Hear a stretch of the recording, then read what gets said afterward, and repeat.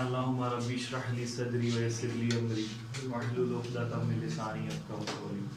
चलिए जी, इस सेशन में आप तमाम लोगों को मैं वेलकम करता हूँ, तमाम स्टूडेंट्स को। आज जो हमारा टॉपिक है जिस पर हम डिस्कशन करेंगे, दो बड़े इंपॉर्टेंट एस्पेक्ट हैं। पहला है जी वाई मार्क्स आर इम्पॉर्टेंट। अगर आप थोड़ा बहुत सुनते हैं मुख्तलिफ तरह के स्पीकर्स को, तो आपने पहला जो पॉइंट है उसके अगेंस्ट बात सुनी होगी। जितनी भी आपने डिस्कशन सुनी होगी पहले पॉइंट के अगेंस्ट के, आपको नंबर हासिल नहीं करने चाहिए, आपको काबिलियत आप में होनी चाहिए। ये बात सुनी है सब लोगों ने? yes. कि आप काबिल बनो, खाली नंबर ना हासिल करो। एक मेरा सवाल है कि क्या बगैर काबिलियत के नंबर कोई ले सकता है? नहीं ले सकता। सिर्फ काबिलियत हो, कहने को मैं बहुत काबिल हूं, लेकिन मार्क्स ही नहीं है, तो क्या वो बच्चा आगे किसी अदारे में दाखिला ले पाएगा, कहीं आगे एडमिशन ले पाएगा? तो मार्क्स की अपनी एक अहमियत है। जो बात वो लोग करते हैं वो स्किल सेट की है, वो कॉन्फिडेंस की है, वो आपकी जो पर्सनालिटी है उसके अंदर मुख्तलिफ तरह की स्किल्स की है, वो अपनी जगह जरूरी है, लेकिन मार्क्स की अपनी अहमियत है। और आज हम इस बात को देखेंगे कि हमारे लिए मार्क्स हासिल करना क्यों जरूरी है, और उन मार्क्स को हासिल करने में हमारी जो पेपर की प्रेजेंटेशन है उसका क्या रोल है। तो ये दो टॉपिक्स हैं, इंशाल्लाह इस पर हम डिस्कशन करेंगे। नेक्स्ट स्लाइड देखते हैं जी। ओके जी, सबसे पहले हम बात करते हैं कि एक मैंने यहाँ पर परसेंटेज लिखी है, आप सब देख पा रहे हैं? yes, कितनी परसेंटेज है? 95। तो 95% बहुत सोच विचार के साथ, बहुत गहरी ऑब्जर्वेशन के साथ मैंने ये नंबर लिखा है 95%। ये वो नंबर है जिसको हम सिक्योर मान सकते हैं। क्या मान सकते हैं? यानी कि इतने परसेंटेज अगर आपकी आए तो आप आगे अपने कैरियर में, अपने स्टडी में आप आसानी से एक्सेल कर सकते हैं। तो 95% या उससे ज्यादा लेना क्यों जरूरी है, आइए डिस्कशन करते हैं। तो पहला जो मैंने पॉइंट बनाया है कि जाहिर है कि 9th-10th के बाद जो आपकी अगली सीढ़ी है वो इंटर की क्लास होती है, जिसमें आपको मुख्तलिफ कॉलेज में जाना होता है। अब आपको पता है कॉलेज आपके लिए दो तरह के हैं हमारे यहाँ, हमारे एजुकेशन सिस्टम में। पहला जो हमारे यहाँ गवर्नमेंट के कॉलेजेस हैं, उनका मयार, उनका सिस्टम हम सब लोग उससे बाखूबी वाकिफ हैं उससे।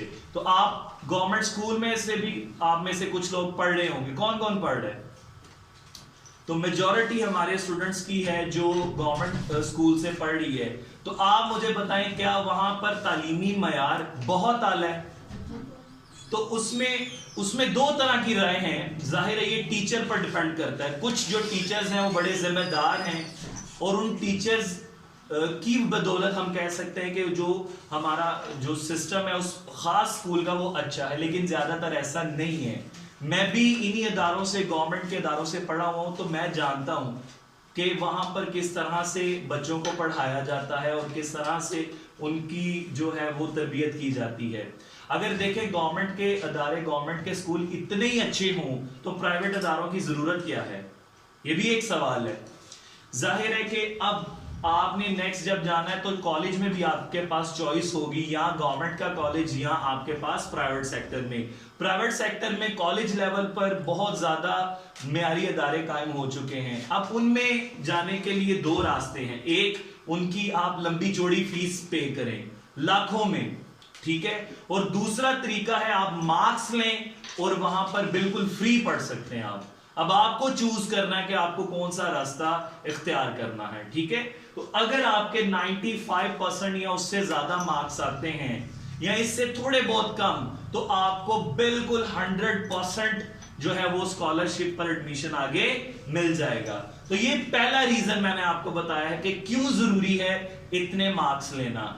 फिर अगर आप में से कोई सोच रहा है कि उसको डॉक्टर बनना है, इंजीनियर बनना है, या आईटी एक्सपर्ट बनना है, या इवन कॉमर्स की फील्ड में जाना है, तो यूनिवर्सिटी तक अब आप ये बात भी जान लें कि हमारी यूनिवर्सिटीज में सीट्स होती हैं लिमिटेड। कितनी होती हैं? लिमिटेड। 300 सीट्स है अगर, तो अप्लाई करने वाले हजारों में होंगे, अप्लाई करने वाले।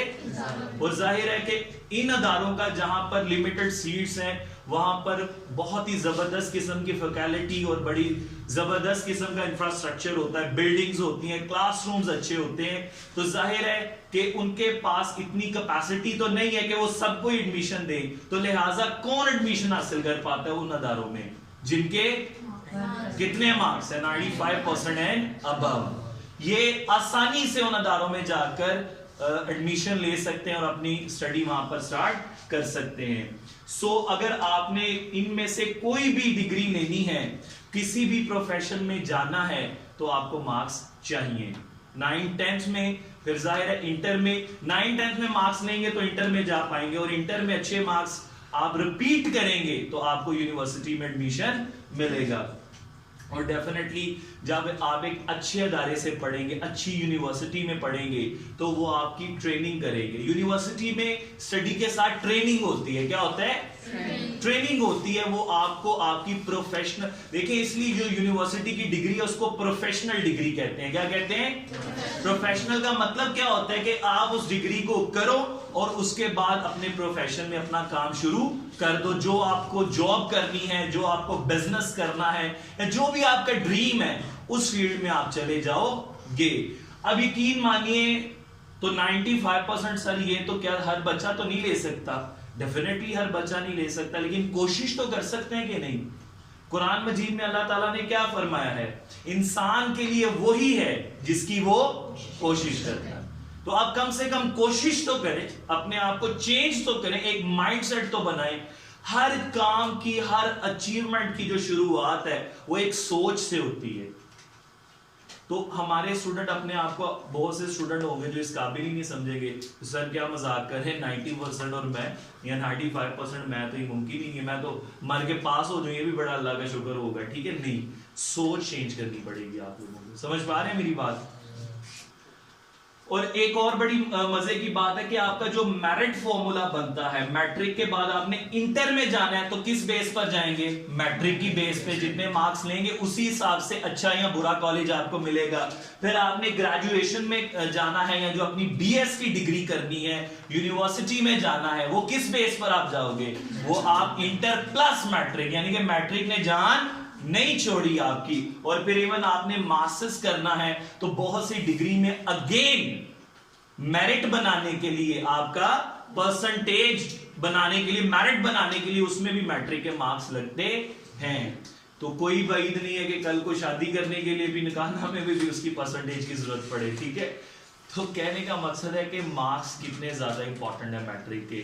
तो आप रियलाइज कर रहे हैं कितनी जरूरी है ये चीज। सो नेक्स्ट स्लाइड पे चलते हैं। अब आपने ये तो सोच लिया कि मार्क्स हमारे लिए इंपॉर्टेंट है, मार्क्स तो लेने पड़ेंगे। जहां पर हम खड़े हैं वहां से अब हमें आगे की तरफ देखना है, तो गोल सेट करना पड़ेगा। बगैर गोल सेट किए आप कभी भी कुछ भी अचीव नहीं कर सकते। ये मैं हमेशा एक बात अपने स्टूडेंट्स को बताता हूं कि एक शख्स रेलवे स्टेशन से निकलता है और एक गाड़ी मंगवाता है, ठीक है, उसको रेंट पे यानी कि बैठता है उसमें, और ड्राइवर उससे सबसे पहले क्या पूछेगा? क्या सवाल पूछेगा आपने? तो अब वो कहे मुझे तो नहीं पता मैंने क्या जाना, कहाँ जाना है। तो वो ड्राइवर क्या कहेगा? पागल है ना ये। तो या तो वो उसको पूरे शहर में घुमाएगा कि चलो मेरा किराया बन जाएगा, या उसको पागल खाने छोड़ेगा कि भाई इसने यही जाना है, जिसको नहीं। तो इसी तरह अगर आपको नहीं पता कि आपको क्या चाहिए, आपने कहाँ जाना है, तो आप कहीं पहुंच पाओगे? तो सबसे पहले तो अपना एक टारगेट बनाओ, एक गोल बनाओ कि आपको हासिल क्या करना है। ठीक है? तो ड्रीम, बिग ड्रीम। जब आपने सोचना ही है, जब कुछ गोल बनाना ही है, तो एक बड़ा गोल सेट किया जाए। बेशक वो शुरू में आपकी पहुंच से दूर हो, लेकिन आपने उसको अचीव करना है। गोल हमेशा बड़ा बनाएंगे। पहला रूल समझ आ गया आपको? दूसरा, मस्ट बी रिटन, वो आपका गोल लिखा होना चाहिए, जुबानी कलामी बात नहीं होगी। मैं क्विकली एक आपसे और बड़ा मजे का वाकया शेयर करता हूं, पहले भी कई मरतबा बता चुका हूं, लेकिन हर बार बताने में बड़ा मजा आता है। पंजाब यूनिवर्सिटी से एक स्टूडेंट ने टॉप किया था चंद साल पहले बीए के एग्जाम में। वो जो लड़का था वो तंदूर पर काम करता था। सारा दिन तंदूर पर वो मेहनत मजदूरी करता था, और तंदूर वालों ने, वो जो मजदूर थे, जितने भी वर्कर थे, काम करने वाले थे, उनको एक कमरा दिया था।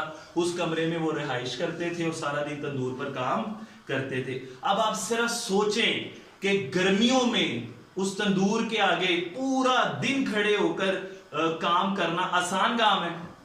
और उसके बाद वो कहता कि जब मैं थका हारा आता, ये सिचुएशन होती कि अब मैं लेटूं तो जिस्म दर्द करता है, खड़ा हूं तो जिस्म दर्द करता है, लेकिन कहता मुझे पता था कि मेरे लिए आगे किसी ने कुछ करना नहीं है, मुझे खुद ही अपने लिए सब कुछ करना है। तो कहता मैं किताबें लेता और पढ़ने बैठ जाता। अब हम कहते हैं जी हमसे पढ़ा नहीं जाता, हम डिस्टर्ब होते हैं, हमारे पास ये सहूलत नहीं, हमारे पास कमरा नहीं, हमारे पास।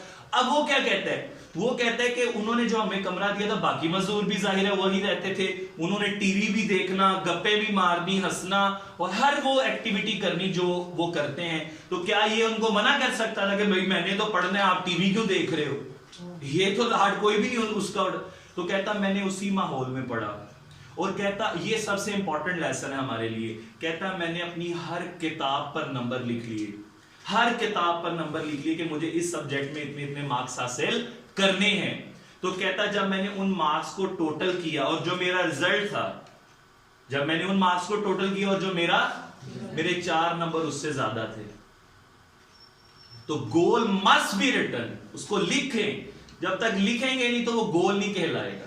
समझ पा रहे हैं मेरी बात? तो अब आप देखो उसकी जो रियल लाइफ स्टोरी है, उससे हमें सीखना नहीं चाहिए कि इतनी मुश्किलात के बावजूद भी, वैसे ही इंसान की फितरत है, जैसे जैसे उस पर, और हर इंसान की भी नहीं, किसी किसी में एक खूबी होती है कि जैसे जैसे उसको आप मुश्किल हालात में डालते जाएंगे ना, उसकी परफॉर्मेंस उतनी बढ़ती चली जाएगी, वो उतने अच्छे तरीके से काम करेगा। तो आपने भी अपने आप को आसानी का आदी नहीं बनाना।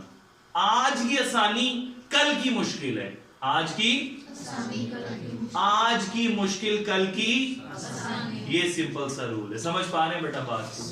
चले, तो गोल आपका बड़ा होना चाहिए, लेखा होना चाहिए। फिर अगला सवाल अपने आप से पूछें, what do you really want? आपको चाहिए क्या? सर जी 95% चाहिए। फिर अगला सवाल, क्यों चाहिए आपको? वो मैंने आपको बता दिया कि कॉलेज में अगर आपने स्कॉलरशिप पे पढ़ना है, बिल्कुल फ्री पढ़ना है, अच्छी यूनिवर्सिटी, अच्छी डिग्री, अच्छा फ्यूचर चाहिए, तो आपको इतने मार्क्स लेने पड़ेंगे, वरना आपका गुजारा नहीं है। और जरूरी नहीं कि सिर्फ यही, और भी कई वजूहात हो सकती। सर मेरे पेरेंट्स ने बड़ी स्ट्रगल की है, मेरी बात बड़े गौर से सुनेंगे, मेरे पेरेंट्स ने बड़ी बहुत मेहनत से सर वो मुझे पढ़ा रहे हैं, मेहनत मजदूरी कर रहे हैं, अपना पेट काट रहे हैं और मुझे हर सहूलत दे रहे हैं, तो मुझे इसलिए अपने माँ बाप के लिए नंबर लेने हैं। मैं चाहता हूं कि जब मेरी रिजल्ट शीट आए तो उसको देखकर वो खुश हो, उनको खुशी हो, उनकी खुशी के लिए। सर मेरे टीचर बड़ी मेहनत कर रहे हैं मुझ पर, मेरे टीचर मुझ पे, मैं उनको डिसअपॉइंट करना, मैं करके दिखाऊंगा, और मैं गवाह हूं, इस अदारे का हिस्सा रहा हूं मैं, तो मुझे पता है, और आप 10th क्लास को भी पता है कि हम लोग कितनी एफर्ट यहां पर करते हैं, और 10th क्लास इस चीज की गवाह है कि रिजल्ट हमें मिलता है फिर।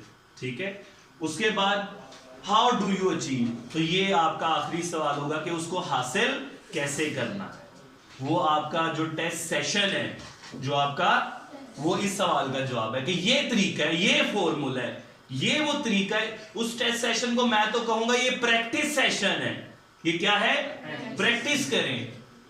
किसी भी चीज को पुख्ता करने के लिए, पक्का करने के लिए practice practice practice, nothing else. Is that clear? समझ पा रहे हैं? ये सारे पॉइंट्स आपको समझ आ चुके हैं? एंड में देख लें क्या लिखा हुआ है, नो पेन नो गेन। जब तक मुश्किल नहीं उठाएंगे तो कल की राहत नहीं मिलेगी। आगे चलेंगे। नहीं जी, अब हमारा जो मेन टॉपिक है उस पे आते हैं, लेकिन 2 पॉइंट मैं फिर आपको यहां पर देना चाहूंगा। Plan your day. अब आज संडे का दिन है, मंडे वाले दिन आपकी क्या क्या एक्टिविटी होनी है, क्या क्या टेस्ट हैं, क्या क्या आपको जो है लेसन्स मिले हुए हैं, आज रात बैठ के सारा प्लान बना लें कि ये मैंने अब करना है, ये अब करना है, ये अब करना है। एक दिन पूरा प्लान करना है आपने, उससे पहले वाली रात को। जब आप प्लानिंग करना शुरू हो जाएंगे, आपकी लाइफ में डिसिप्लिन आएगा और आपकी लाइफ में इंप्रूवमेंट आएगी। तो अपने पूरे दिन को आपने क्या करना है, plan 1 night before. Is that clear? So करेंगे प्लान। आप में से कौन कौन प्लान करेगा आज के बाद? Very good. और प्लान याद रखिएगा, प्लान की अगर आप डेफिनेशन देखेंगे डिक्शनरी में तो वो होती है जी, it is a written document. It is a, तो लिखें मुझे कल ये करना है और ये टाइम है मेरे पास और मैंने इन सारे कामों को करना है। फिर then have competition with yourself. बाहर मत देखिएगा, मैंने पहले ही कहा कि हर कोई 95% ले नहीं सकता, आपने अपनी जात से कंपटीशन करना है। अब एक शख्स है पूरी उम्र बर्गर खाता रहे और जंक फूड खाता रहे और पेट यहां पर है, अब मैं इस शख्स को उठा के कहूं जी ये रेस जीत जाओ, पॉसिबल है? पहले ट्रेनिंग करनी पड़ेगी, बॉडी को शेप में लाना पड़ेगा और फिर जाकर कहीं आहिस्ता आहिस्ता प्रैक्टिस कर करके खून पसीना बहा के उस काबिल बनेंगे तो फिर शायद रेस में उसको जीत सकें। तो आपने अपनी जात के साथ कंपटीशन करना है कि मेरे अगर पिछली दफा मैथ में 25 में से 20 आए थे, अगले टेस्ट में 20 नहीं आने चाहिए, 21 आ जाएं, 22, 23, 24 पर। इंप्रूवमेंट इसी को कहते हैं कि पिछले से बेहतर, पिछले से बेहतर। तो पिछले से बेहतर कौन करेगा अपने आप को? गुड। और सेम मिस्टेक को रिपीट नहीं करना, ये सबसे बड़ी चीज है जिसको अवॉइड करेंगे कि सेम गलती बार बार। इसका मतलब है आप आगे नहीं बल्कि पीछे की तरफ जा रहे हैं। नेक्स्ट हमारे पास पेपर में नंबर कैसे आए, नंबर क्यों जरूरी है उस पे हमने बात की, कैसे आए उस पे बात करेंगे। तो दो चीजें पेपर में नंबर दिलाती हैं, number 1 content, number 2 presentation. Content का मतलब क्या होता है कि मवाद, लिखा क्या है, जो लिखा है क्या सवाल की रिक्वायरमेंट पूरी कर रहा है, क्या सवाल में उसी चीज को मांगा गया था, ये कंटेंट कहलाता है। फिर उसको लिखने का जो अंदाज है वो प्रेजेंटेशन कहलाता है। अब आप मुझे बताएं, आप सब मुझे बताएं कि आपके एक तरफ यहां पर मैं कचरे का ढेर लगा दूं जिसमें से बदबू उठ रही हो और इस तरफ मैं गुलाब के फूल इकट्ठे कर दूं जिसमें से खुशबू आप तक जा रही हो, तो आप किसको पसंद करेंगे? गुलाब के फूलों को करेंगे। अगर कोई अबनॉर्मल है तो वो कचरे को भी कर सकते हैं, उसका हम कह नहीं सकते कुछ। समझ पा रहे हैं? तो इसका मतलब क्या है कि इंसान कुदरती तौर पर खूबसूरती को पसंद करता है। अब एक पेपर है जिसमें गंद नजर आ रहा है, इंक फैली है, कटिंग ज्यादा है, लफ्ज कम है, कटिंग ज्यादा है। और माशाल्लाह हमारी कटिंग का क्या तरीका कार होता है, एक लफ्ज गलत होता है उसको रंग कर देते हैं रोगन का, जब तक जो सफा है वो फट ना जाए तब तक उसको फेरी जाते हैं कि चेक करने वाले को पता चले यहां मैंने गलती की हुई है। ये काम आपने नहीं करना। समझ पा रहे हैं मेरी बात को? तो पेपर जितना खूबसूरत नीट एंड क्लीन होगा। अब नीट एंड क्लीन पे बात बच्चे कहते सर मुझे पता नीट एंड क्लीन कैसे करते, मैंने कहा बताओ भी कैसे करते। सर लिखो ही पूछना neat and clean. Neat and clean से मुराद है उस पे इंक ना गिरी हो, जगह जगह कटिंग ना हुई हो, पानी ना गिरा हो, जो भी चीज पॉसिबल है उन सारी चीजों से आपने अपने पेपर को बचाना है। समझ पा रहे हैं मेरे साथ हैं यहां तक? ऑलराइट। तो कंटेंट में देखें क्या चीजें जरूरी हैं, ये बड़ी कीमती बातें हैं जो मैं आपको बता रहा हूं, बहुत कीमती बातें हैं। पहली चीज स्टडी स्मार्टली। अब आपने स्मार्ट सिलेबस है, स्टडी भी आपने कैसे करनी है स्मार्टली। अब सर स्मार्टली कैसे हम स्टडी कर सकते हैं? देखें आपको हर सब्जेक्ट का पेपर पैटर्न पता होना चाहिए। किस किस को पता है? ऑल सब्जेक्ट्स, 8 पूरे। सर मुझे पता है पूरे 8 के 8 सब्जेक्ट्स का पैटर्न क्या है। चलें, ये स्टेप नंबर 1 था। जिसको नहीं पता अपने रेलेवेंट टीचर से पूछे, उनसे लिखवाए ताकि आपको पता हो। समझ पा रहे हैं मेरे साथ नहीं यहां तक? अब वो क्यों जरूरी है? देखो इंग्लिश का एक पेपर है, कितने मार्क्स का होता है 9th-10th में इंग्लिश का पेपर? अब मुझे पता ही नहीं है कि 75 में से शॉर्ट क्वेश्चन कितने मार्क्स के हैं, तो क्या मैं उस लिहाज से तैयारी कर पाऊंगा?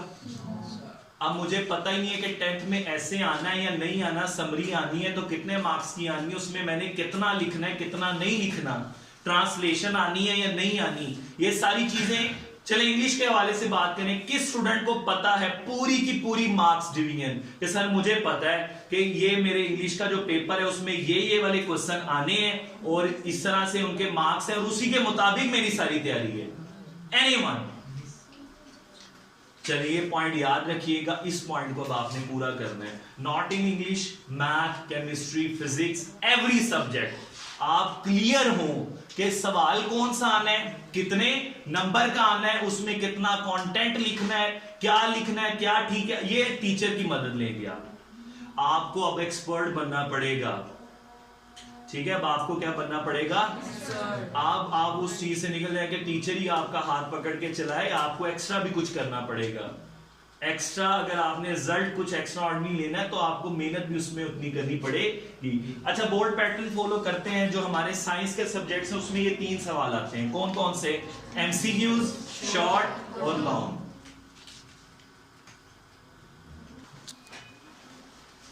सो कंटेंट पर बात को कंटिन्यू करते हैं। तो मैंने आपसे कहा कि आपको आपके 8 के 8 सब्जेक्ट्स का पूरा पैटर्न पता हो, फिर आप उसी के मुताबिक, जाहिर है इस चीज में टीचर्स का बड़ा अहम रोल होगा, लेकिन इंडिविजुअली भी आप लोगों को अगर सबसे आगे जाना है तो ये चीजें आपको करनी पड़ेंगी। लाइक अब आपको पता है कि स्मार्ट सिलेबस है, इंग्लिश की अगर बात कर लें तो उसमें 5 या 6 चैप्टर इन टोटल हैं, उनके शॉर्ट क्वेश्चंस, समरी एक उसमें है, उसको अच्छे से करें।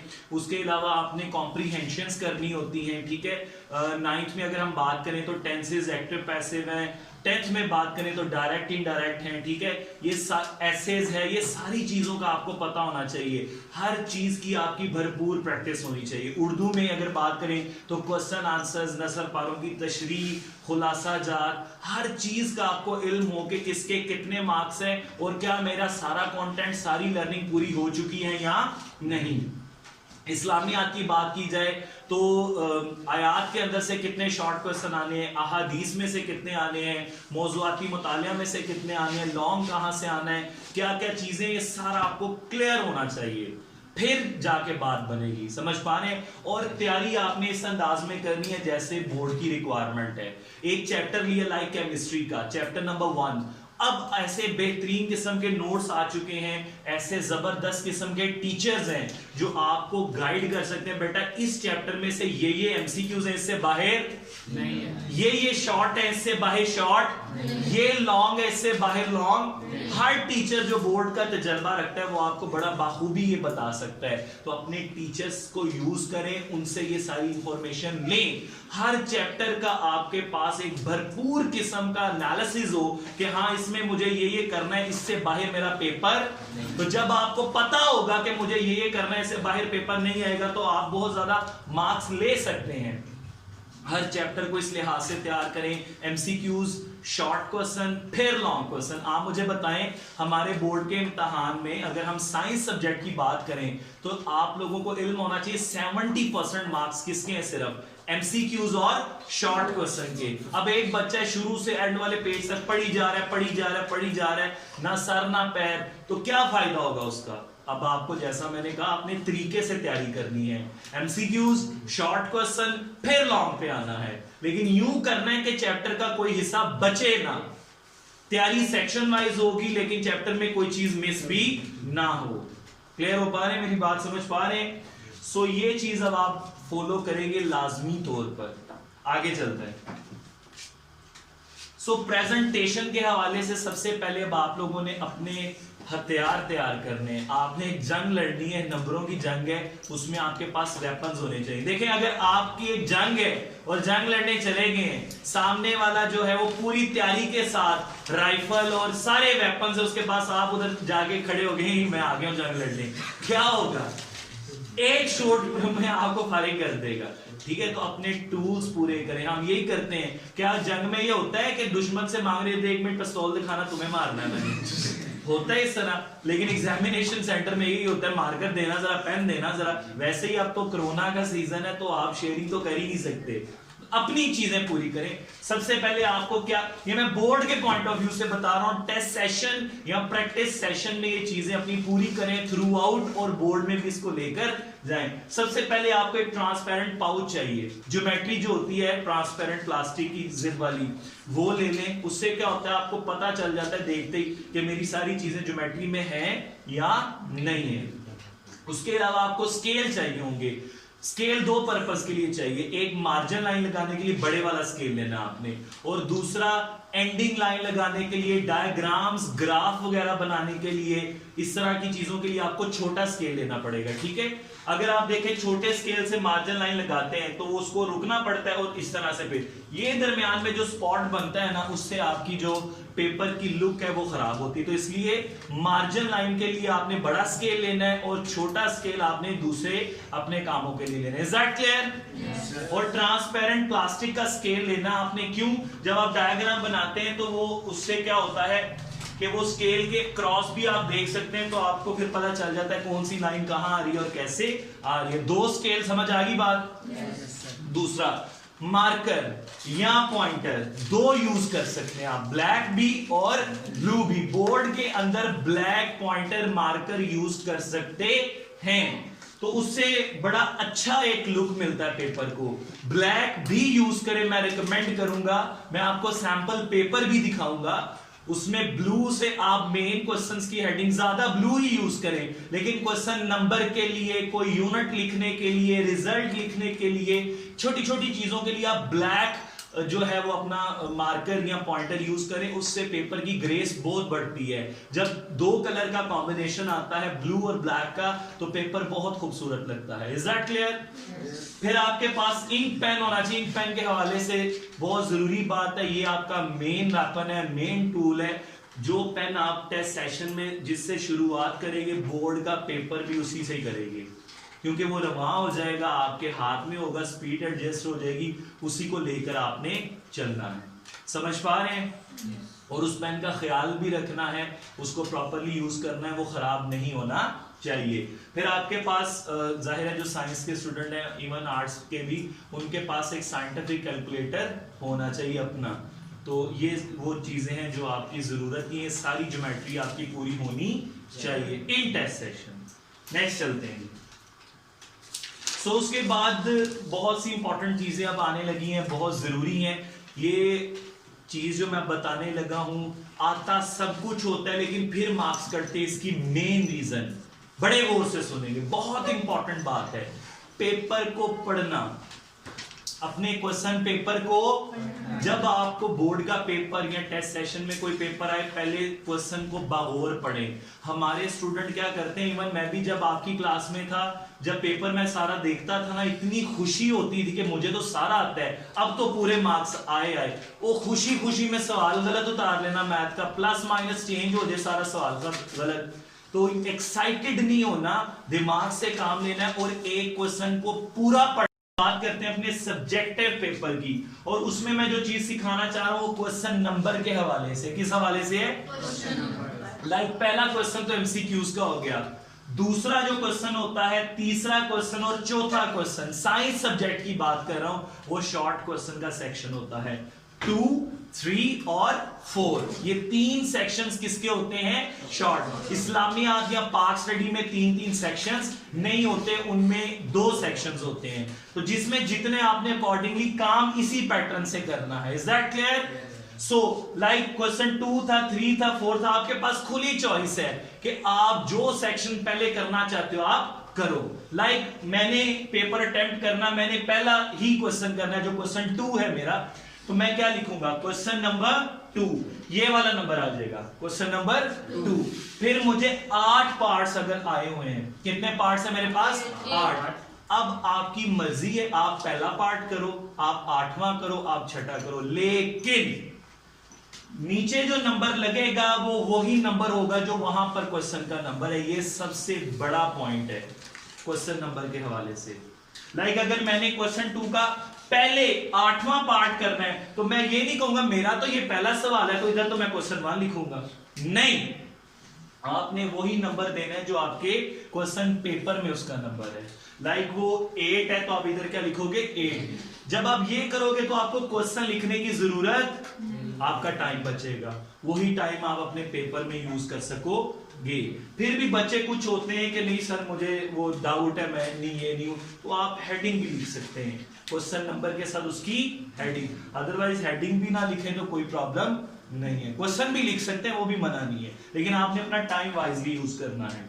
तो ये क्वेश्चन नंबर के हवाले से पॉइंट क्लियर हो गया कि जो भी क्वेश्चन आपने अटेम्प्ट करना है, वो आपने पहले उसका जो मेन क्वेश्चन होगा उसका नंबर लिख देंगे, उसके बाद जो उसका सब क्वेश्चन जो उसका सब पार्ट करेंगे उसका नंबर लिख देंगे विद हेडिंग और जिस तरह भी। आगे चलते हैं। सो ये वही है कि क्वेश्चन 2 कर रहे हैं, उसका पहला पार्ट था डिफाइन कंपाउंड गिव एग्जांपल। क्या अब आप क्वेश्चन पढ़कर अंदाजा लगा सकते हैं कि इस क्वेश्चन में डेफिनेशन के 2 नंबर साथ में क्या देना पड़ेगा, खाली डेफिनेशन लिखेंगे 2 नंबर कभी भी पूरे। फिजिक्स में, बायो में, केमिस्ट्री में, कंप्यूटर में, इन तमाम सब्जेक्ट्स में क्वेश्चन पढ़ के अंदाजा लगाना है कि मार्क्स की डिस्ट्रीब्यूशन क्या है, उसी चीज के लिहाज से हेडिंग। अच्छा, हेडिंग आप जिस यानी कि आप इस साइड पे भी बना सकते हैं, दरमियान में भी बना सकते हैं। नॉर्मली दरमियान में बनाते हैं, खूबसूरत लगता है। तो क्वेश्चन मेन हमारा जो आ गया, उसकी जो सब पार्ट कर रहे थे उसकी हेडिंग, उसके अलावा जो दूसरी रिक्वायरमेंट है एग्जाम्पल, वो भी हमने लिख दी। और अगर कोई और क्वेश्चन है उसमें यूनिट भी पूछा जा रहा है तो वो भी लिख देंगे। अच्छा, अगर एग्जाम्पल एक से ज्यादा है, यूनिट या फॉर्मूलाज एक से ज्यादा लिखने हैं, तो उनको आपने बुलेट्स में लिखना है। किस तरह कि ये 1 पॉइंट, ये 2 पॉइंट, ये 3, या एरोज यूज कर सकते हैं। जितना आप फैसिलिटेट करेंगे पेपर चेक करने वाले को, उतना आपके मार्क्स ज्यादा हासिल करने की जो है वो पॉसिबिलिटी होगी। आपने पेपर चेक करने वाले के लिए आसानी पैदा करनी है कि वो जल्दी जल्दी आपका पेपर चेक करे और आपको अच्छे से अच्छे मार्क्स मिले। आगे बढ़ेंगे। नेक्स्ट है जी, मार्कर आपने यूज करना है हेडिंग दे। देखिए, कभी भी पैराज नहीं अब लिखने, आपने पैरा लंबे लंबे पैराज नहीं लिखने, हेडिंग बनानी है, सब हेडिंग बनानी है। एग्जाम्पल, यूनिट्स, अगर उर्दू की बात करें तो तशरीह करते हुए रेफरेंस इशार हम लिखते हैं। फिर इंग्लिश की अगर बात करें तो समरी में, ऐसे में, बाज़ दफा कोड्स लिखते हैं। मैथ में हमें फॉर्मूला लिखना होता है। इन सब चीजों के लिए आपने क्या यूज करना है, मार्कर यूज करना है। फिर सबसे इंपॉर्टेंट बात कि आपने जो भी क्वेश्चन किया, लाइक क्वेश्चन 2 का पार्ट 1 किया, ये सारा क्वेश्चन आपने कर लिया, इसके बाद आप एक एंडिंग लाइन लगाएंगे। क्या लगाएंगे? उसके बाद आपने जो पार्ट करना है वो शुरू करेंगे, उसकी हेडिंग, उसका यूनिट, उसकी सारे पॉइंट्स आगे, एंडिंग लाइन, और फिर अगला पार्ट। समझ पा रहे हैं? इससे क्वेश्चन को अलग अलग करना आसान हो जाता है, पता चल जाता है ये क्वेश्चन कहां शुरू है और कहां खत्म है। तो एंडिंग लाइन का पॉइंट आपको समझ में आया अच्छे से? चलें, ये सारी चीजों के लिए आप मार्कर यूज करेंगे। आगे बढ़ते हैं। अब ये कुछ सैंपल पेपर मैं आपके लिए लेके आया हूं। अब देखो, पहला पोर्शन एमसीक्यूज ऑब्जेक्टिव टाइप कहलाता है। क्या कहलाता है? दूसरा जो हमारा सेक्शन होता है वो क्या कहलाता है? अब आप देख रहे हैं ये राइटिंग आपको बड़ी खूबसूरत लग रही है, लेकिन इसके लिए मेहनत बहुत है। आपने कट मार्कर को यूज करना है तो उसको यूज करना सीखे पहले। एक तो पहले ही हैंड राइटिंग अच्छी नहीं होती, कट मार्कर से और भी बेड़ा गर्क कर देते हैं। तो पहले उसको लिखना उससे सीखें। आज जो है डिजिटल दौर है, यूट्यूब पर आपको एक से एक चैनल मिल जाएगा, फ्री ऑफ कॉस्ट प्रेजेंटेशन सीखें। रोज का 1 घंटा दे दें तो आपको ये बात समझ आएगी। पॉइंट समझ पा रहे हैं मेरा जो मैं आपको बता रहा हूं कि कट मार्कर से लिखने से पहले उससे लिखना सीखें। फिर अब आप देखें, सब्जेक्टिव टाइप है, इनको मैं रेस कर दूं ताकि आपको ये विजिबल रहे। बस सर, ठीक है, कोई इशू नहीं। सो सब्जेक्टिव टाइप, उसके बाद सेक्शन 1 क्या कर रहे हैं जी, शॉर्ट क्वेश्चन कर रहे हैं। अब यहां पर आपने पार्ट नंबर भी लिखना है कि कौन सा पार्ट है, वो मिसिंग है। लाइक हम क्वेश्चन नंबर कौन सा कर रहे हैं, 2, और 2 का कौन सा पार्ट कर रहे हैं, 1, और उसके बाद उसकी क्या आ गई, हेडिंग, और उसके बाद उसकी जो भी डिटेल है वो आ जाएगी। एक और बड़ा जबरदस्त पॉइंट देखें, मार्जिन लाइन के इस तरफ और इस तरफ आपको कोई एक्स्ट्रा स्पेस छूटी नजर आ रही है? ये स्पेस आप नहीं छोड़ेंगे, बिल्कुल पेपर को वाइजली यूज करना है। बोर्ड में याद रखिएगा लिमिटेड शीट्स हैं, एक्स्ट्रा शीट का कोई कॉन्सेप्ट, एक आपको दस्ता मिलेगा वो सिलाई हुआ होगा, उसके अलावा कोई आपको शीट मिल ही नहीं सकती। उसी शीट को आपने यूज करना है, तो स्पेस एक्स्ट्रा छोड़ेंगे। बात स्टूडेंट समझते हैं कि पेपर को तोल के नंबर मिलते हैं, तो तोल के नहीं, उसके कंटेंट और प्रेजेंटेशन के नंबर मिलते हैं। समझ पा रहे हैं? दोनों तरफ आपने मार्जिन लगाना है। इस तरफ थोड़ा सा मार्जिन बड़ा लगा रखा है। 2 तरह के क्वेश्चन हो सकते हैं आपको, या तो वो आपसे पूछेगा डेफिनेशन, या वो आपसे पूछेगा डिफरेंस। जब भी डिफरेंस का क्वेश्चन आएगा आपने लाइन लगानी है और दोनों तरफ आपने डिफरेंस की फॉर्म में लिखना है, और डिफरेंस के क्वेश्चन में कम से कम 2 पॉइंट्स कम से कम में करनी है। Is that clear? आगे बढ़ेंगे। अब ये देखिए, अब ये एक उर्दू का पेपर आपको नजर आ रहा होगा, उसमें आप देखें कि उसने कोई भी यानी कि क्वेश्चन अटेम्प्ट करने के दौरान नाम आ रहा है, उस नेम को किससे लिखा है? मार्कर से। कुछ इंपॉर्टेंट वर्ड्स आ रहे हैं, उसको किससे लिखा? मार्कर से। कोई नंबर आ रहा है, डेट वगैरह पाक स्टडी में काफी ज्यादा डेट आती हैं, या कोई भी नंबर आता है, उस नंबर को किससे लिखा हुआ है? मार्कर से। रेफरेंस शेर जो है या कोई कोटेशन, कुरानी आयत, कुछ भी जो है उसको किससे लिखा हुआ है? यानी कि देखें, आपको एक डेफिनेशन आई, उस डेफिनेशन में 1 या 2 की पॉइंट होते हैं, 1 या 2।